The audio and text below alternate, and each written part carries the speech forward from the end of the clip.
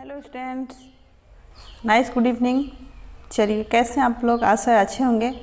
आज फिर मैं आपके लिए बायोलॉजी के कुछ ऑब्जेक्टिव क्वेश्चन लेकर उपस्थित हूँ, जिसको कि आप लोग ध्यान दीजिए और इसको देखिए, घर पे ही रहिए और आराम से पढ़ते रहिए। क्लास 12th बायोलॉजी एक्सरसाइज 6 का है। इस चैप्टर का नाम है वंशागति का आणविक सिद्धांत। जी हाँ, वंशागति का आणविक सिद्धांत। इसको आज हम शुरू करते हैं और इसके जो भी वस्तुनिष्ठ प्रश्न उत्तर हैं इसको आप लोग देखिए और इसका स्क्रीनशॉट ले लीजिएगा और इसको कॉपी पेन पे लिख के इसको याद कीजिएगा। चलिए इसको शुरू करते हैं। पहला क्वेश्चन है, डीएनए का एक जीवाणु कोशिका से दूसरे जीवाणु कोशिका में जीवाणु भोजी द्वारा स्थानांतरण को क्या कहते हैं? यानी डीएनए का एक जीवाणु कोशिका से दूसरे जीवाणु कोशिका में जब जीवाणु भोजी द्वारा स्थानांतरण होता है तो इसको क्या कहते हैं? यहाँ ऑप्शन है ट्रांसफॉर्मेशन या रूपांतरण, ट्रांसडक्शन, इन्वर्शन या ट्रांसलेशन। इनमें से क्या कहते हैं? तो इसका आंसर हो जाएगा ट्रांसडक्शन। हाँ, इस प्रकार का जब रूपांतरण हो तो इसको हम ट्रांसडक्शन कहते हैं। चलिए अगला क्वेश्चन देखा जाए। दूसरा क्वेश्चन है, ग्रिफिथ ने किस प्रयोग से सिद्ध किया कि डीएनए आनुवंशिक पदार्थ है? यानी ग्रिफिथ जो वैज्ञानिक थे उन्होंने अपने किस प्रयोग द्वारा सिद्ध किया कि डीएनए एक आनुवंशिक पदार्थ है, यानी इसका स्थानांतरण एक पीढ़ी से दूसरी पीढ़ी में होता है। यहाँ ऑप्शन है रूपांतरण, ट्रांसक्रिप्शन, ट्रांसडक्शन या ट्रांसलेशन। इनमें से क्या होगा? किस प्रयोग द्वारा? तो यह आंसर हो जाएगा रूपांतरण। यानी उन्होंने अपने प्रयोग रूपांतरण द्वारा यह सिद्ध किया कि डीएनए एक आनुवंशिक पदार्थ है। चलिए थर्ड क्वेश्चन देखा जाए। निम्नलिखित जोड़ी में कौन आरएनए में मिलता है? यानी यहाँ कौन सी दी गए जो जोड़ी हैं उनमें से कौन है जो आरएनए में मिलता है? ऑप्शन है एडेनिन एवं थाइमिन, ग्वानिन एवं थाइमिन, एडेनिन एवं यूरेसिल। चौथा ऑप्शन है थाइमिन एवं साइटोसिन। इनमें से कौन सी जोड़ी है जो कि आरएनए में मिलती है? तो इसका आंसर हो सी, एडेनिन एवं यूरेसिल। चलिए अगले क्वेश्चन को देखा जाए। फोर्थ क्वेश्चन, डीएनए से एमआरएनए बनने की क्रिया को क्या कहते हैं? यानी जब डीएनए मैसेंजर आरएनए के रूप में परिवर्तित होता है तो इसको हम क्या कहते हैं? यहाँ ऑप्शन है रूपांतरण, ट्रांसडक्शन, ट्रांसलेशन या ट्रांसक्रिप्शन। क्या कहते हैं? तो इसका आंसर हो जाएगा डी नंबर, ट्रांसक्रिप्शन। जी हाँ, इसका आंसर हो जाएगा ट्रांसक्रिप्शन। चलिए अगला क्वेश्चन देखा जाए। विभिन्न प्रकार के, फिफ्थ क्वेश्चन है, विभिन्न प्रकार के आरएनए से प्रोटीन संश्लेषण की क्रिया को क्या कहते हैं? जी हाँ, विभिन्न प्रकार के आरएनए से जब प्रोटीन का संश्लेषण होता है तो इस क्रिया को क्या कहते हैं? आंसर है ऑप्शन है ट्रांसलोकेशन, ट्रांसक्रिप्शन, ट्रांसफॉर्मेशन या ट्रांसलेशन। क्या कहते हैं? यानी जब जिस आरएनए से प्रोटीन का संश्लेषण होने की क्रिया होती है तो इसको हम क्या कहते हैं? तो इसका आंसर हो जाएगा ट्रांसलेशन। जी हाँ, इसका आंसर हो जाएगा ट्रांसलेशन। चलिए अगला क्वेश्चन देखा जाए। यहाँ सिक्स्थ क्वेश्चन है, बी डीएनए के एक पूर्ण घुमा में कितने बेस पेयर्स होते हैं? बी डीएनए के एक पूर्ण घुमा में कितने बेस पेयर्स होते हैं? यहाँ ऑप्शन है 10, 12, 20 या 15। तो इसका आंसर हो जाएगा 10। जी हाँ, पहला जो ऑप्शन है ए यही होगा इसका आंसर। बी डीएनए के एक पूर्ण घुमा में 10 बेस पेयर्स होते हैं। चलिए अगला क्वेश्चन देखा जाए। एमआरएनए का निर्माण होता है, यानी कहाँ होता है? कोशिका किस संरचना में मैसेंजर आरएनए का निर्माण होता है? तो यहाँ ऑप्शन है कोशिका द्रव में, राइबोसोम में, केंद्रक में या माइटोकॉन्ड्रिया में। किसमें मैसेंजर आरएनए का निर्माण होता है? तो इसका आंसर हो जाएगा केंद्रक में, जी हाँ, केंद्रक में आरएनए का निर्माण होता है। अगला क्वेश्चन देखा जाए। 8th क्वेश्चन है, मिसेल्सन एवं स्टॉल के प्रयोग में ई कोलाई के डीएनए को लेबल किया गया। किस यानी किसके द्वारा ई कोलाई के डीएनए को लेबल किया गया? यहाँ ऑप्शन है भारी नाइट्रोजन से, ऑक्सीजन से, रेडियम से या सल्फर से। किसके द्वारा ई कोलाई के डीएनए को लेबल किया गया? तो इसका आंसर हो जाएगा ऑप्शन नंबर ए, भारी नाइट्रोजन से इसको लेबल किया गया। चलिए 9th नंबर क्वेश्चन देखते हैं। डीएनए के छोटे छोटे टुकड़ों को कौन जोड़ता है? यानी डीएनए के जो छोटे छोटे टुकड़े होते हैं वह किसके द्वारा जुड़ा रहता है? यहाँ ऑप्शन है DNA polymerase, RNA polymerase, topoisomerase या डीएनए लाइगेज। किसके द्वारा डीएनए के छोटे छोटे टुकड़े जुड़ते हैं? तो इसका आंसर हो जाएगा डीएनए लाइगेज, जो चौथा ऑप्शन है ये वाला। चलिए अगला क्वेश्चन देखते हैं।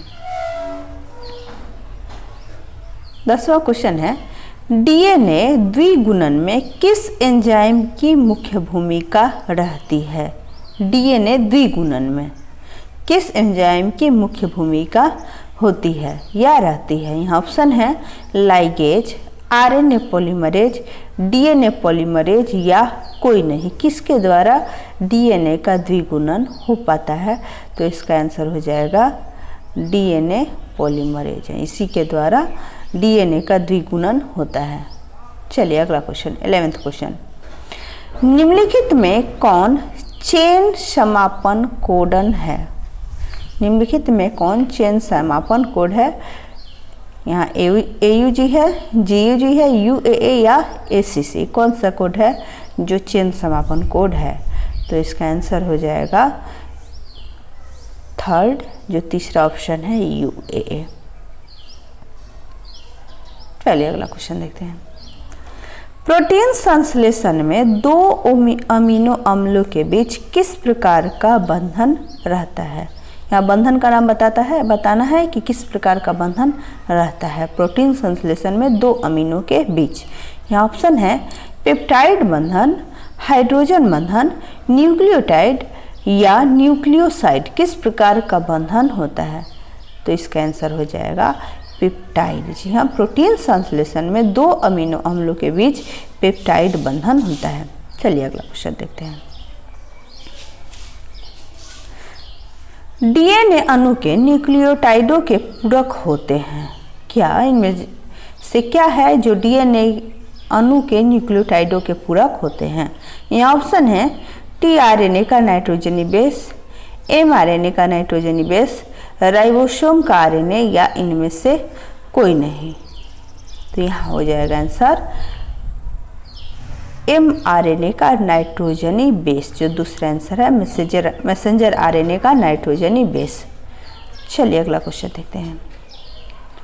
प्रोटीन संश्लेषण में अमीनो अम्ल को सक्रिय करने में किसकी आवश्यकता होती है? प्रोटीन संश्लेषण में अमीनो अम्ल को सक्रिय करने में किसकी आवश्यकता होती है? ऑप्शन है एएमपी, एडीपी या एटीपी या जीडीपी। किसकी आवश्यकता होती है? तो यह आंसर हो जाएगा जो तीसरा ऑप्शन है, ऑप्शन नंबर सी, एटीपी यानी एडिनोसाइन ट्राइफॉस्फेट, इसकी आवश्यकता होती है। चलिए अगला क्वेश्चन देखते हैं। 15th क्वेश्चन है, एक जीन एक एंजाइम का सिद्धांत किसके द्वारा प्रतिपादित किया या इस सिद्धांत का प्रतिपादन किस वैज्ञानिक ने किया? तो इसका आंसर हो जाएगा, यहाँ ऑप्शन जो है पहले एक बार उसको देख लेते हैं। मेसेल्सन एवं स्टॉल ने, एवी एवं मैककार्थी ने, बीडल एवं टैटम ने या इनमें से कोई नहीं। तो इसका आंसर हो जाएगा बीडल एवं टैटम ने। जी हाँ, इन्होंने ही एक जीन एक एंजाइम का सिद्धांत प्रस्तुत किया था। चलिए अगला क्वेश्चन देखते हैं। जो जीन अपना स्थान बदलते रहते हैं उन्हें क्या कहते हैं? यानी जो जीन अपना स्थान परिवर्तित करते रहते हैं उनको क्या कहते हैं? ऑप्शन है नियंत्रक जीन, ऑपरेटर जीन, ट्रांसपोसोन्स जीन या रचनात्मक जीन। क्या कहते हैं जो जीन अपना स्थान बदलते रहते हैं या परिवर्तित करते रहते हैं? तो इसका आंसर हो जाएगा ट्रांसपोसोन्स जीन। जी हाँ, ट्रांसपोसोन्स जीन है जो अपना स्थान परिवर्तित करते रहते हैं। चलिए अगला क्वेश्चन देखते हैं।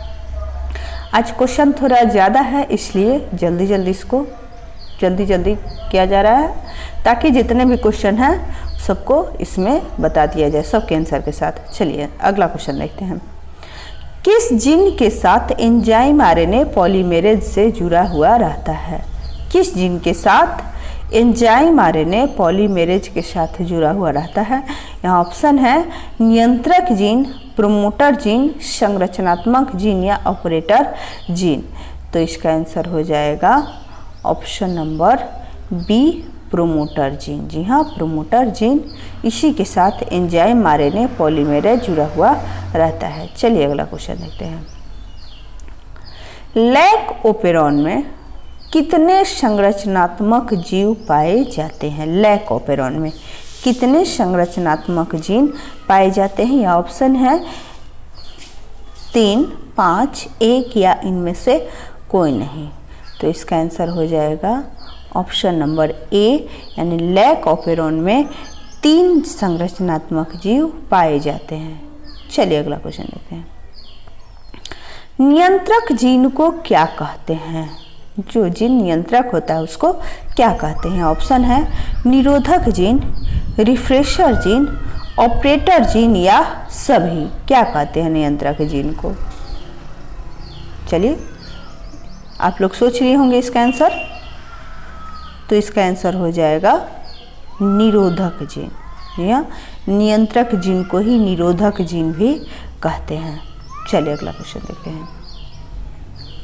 ट्रिप्टोफैन ऑपेरॉन किस प्रकार के तंत्र को दर्शाता है? जी हाँ, ट्रिप्टोफैन ऑपेरॉन किस प्रकार के तंत्र को दर्शाता है? ऑप्शन है प्रेरणीय, दमनकारी, दोनों या इनमें से कोई नहीं। तो इसका आंसर हो जाएगा दमनकारी। जो दूसरा ऑप्शन है वो ट्रिप्टोफैन ऑपेरॉन दमनकारी तंत्र को दर्शाता है। चलिए अगला क्वेश्चन देखते हैं। 21वां क्वेश्चन है, जीन को सिस्टान, रिकॉन एवं म्यूटान के रूप में किसने परिभाषित किया? किस वैज्ञानिक ने परिभाषित किया? यहाँ ऑप्शन है जैकब एवं मोनोद ने, बेजर ने, ब्रिटन एवं डेविडसन ने या इनमें से सभी ने। तो इसका आंसर हो जाएगा ऑप्शन नंबर बी, बेजर ने। जी हाँ, बेजर ने जीन को सिस्टॉन, रिकॉन एवं म्यूटोन के रूप में परिभाषित किया। चलिए अगला क्वेश्चन देखते हैं। लैक ओपेरॉन में लैक्टोज क्या कार्य करता है? लैक ओपेरॉन में लैक्टोज का क्या कार्य है या वह क्या कार्य करता है? यहाँ ऑप्शन है नियंत्रण, प्रेरक, अवरोधक या इनमें से सभी। तो इसका आंसर हो जाएगा लैक ओपेरॉन में लैक्टोज जो है वह प्रेरक का कार्य करता है। जी हाँ, दूसरा ऑप्शन जो ऑप्शन बी है यही सही होगा। चलिए अगला क्वेश्चन देखते हैं। डीएनए डीऑक्सीराइबोज न्यूक्लिक अम्ल या न्यूक्लिक एसिड फिंगरप्रिंटिंग का क्या कारण है? यानी ये क्यों किया जाता है? इसके द्वारा क्या पता किया जाता है? इसका कार्य है, पहला ऑप्शन जो है संतान के सही माता पिता की पहचान करना। दूसरा ऑप्शन है फॉरेंसिक विज्ञान प्रयोगशाला में अपराधियों की पहचान करना। तीसरा ऑप्शन है संदिग्ध माता पिता की जानकारी प्राप्त करना या इनमें सभी। तो चूंकि ये सारे कार्य डीएनए फिंगरप्रिंटिंग के द्वारा संपन्न होते हैं, अतः इसका आंसर हो जाएगा ऑप्शन नंबर डी, यानी इनमें सभी। चलिए अगला क्वेश्चन देखते हैं। 24वां क्वेश्चन है, प्रेरक रिप्रेशर कॉम्प्लेक्स को क्या कहते हैं? प्रेरक रिप्रेशर कॉम्प्लेक्स को क्या कहते हैं? ऑप्शन है एप्रो रिप्रेशर, विशिष्ट प्रेरक, को रिप्रेशर या अवरोधक। क्या कहते हैं प्रेरक रिप्रेशर कॉम्प्लेक्स को? तो इसका आंसर हो जाएगा ऑप्शन नंबर सी, को रिप्रेशर। जी हाँ, प्रेरक रिप्रेशर कॉम्प्लेक्स को को रिप्रेशर कहते हैं। चलिए अगला क्वेश्चन देखते हैं। 25वां क्वेश्चन है, ओपेरॉन मॉडल को किसने प्रस्तावित किया? ओपेरॉन का जो मॉडल था उसको किसने प्रस्तावित किया? यहाँ ऑप्शन है वाटसन एवं क्रिक ने, ब्रिटन एवं डेविडसन ने, जैकब एवं मोनोद ने, या इनमें से कोई नहीं। तो इसका आंसर हो जाएगा ऑप्शन नंबर सी। जी हाँ, जैकब एवं मोनोद ने ओपेरॉन मॉडल को प्रस्तावित किया। अगला क्वेश्चन देखा जाए। 26वां क्वेश्चन है, यूकैरियोटिक में या यूकैरियोट्स में इंटीग्रेटर जीन प्रोकैरियोट्स के किस जीन की तरह कार्य करता है? आपको पता होगा यूकैरियोट्स और प्रोकैरियोट्स के बारे में। दो प्रकार की कोशिकाएं होती हैं, यूकैरियोट्स और प्रोकैरियोट्स, जिसमें कोशिका के अंदर कोई भी झिल्ली युक्त कोशिकांग होता है उसको यूकैरियोट्स कहते हैं, और जिनमें झिल्ली युक्त कोशिकांग नहीं होता उसको प्रोकैरियोट्स कहते हैं। तो यहाँ क्वेश्चन है, यूकैरियोट्स में इंटीग्रेटर जीन प्रोकैरियोट्स के किस जीन की तरह कार्य करता है? यहाँ ऑप्शन है नियंत्रक gene, operator gene, promoter gene, या इनमें से कोई नहीं। तो इसका आंसर हो जाएगा नियंत्रक जीन। जी हाँ, नियंत्रक जीन। चलिए, तो आज के क्वेश्चन यहीं पे समाप्त होते हैं। फिर अगले क्वेश्चन के साथ और आंसर के साथ मिलेंगे अगले क्लास में। धन्यवाद।